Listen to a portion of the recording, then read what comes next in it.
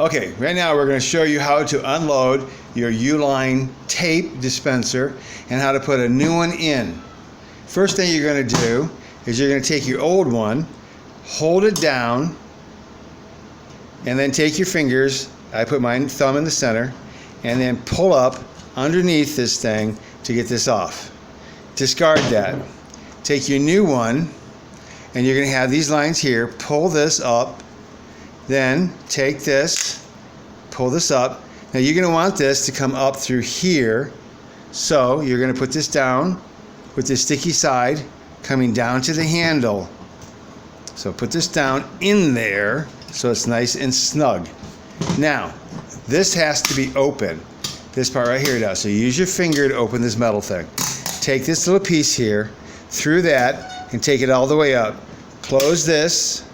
Take this now up and rip it off. You're done. That's all it does. That's all it takes to change the tape and to reload. You're good to go. If you want to make sure you did it right, sticky side right here, you're good to go. Now, you can take this thing, you can put it down, and you can rip it. So you're good. We got it on correctly. That's it. Have a good day.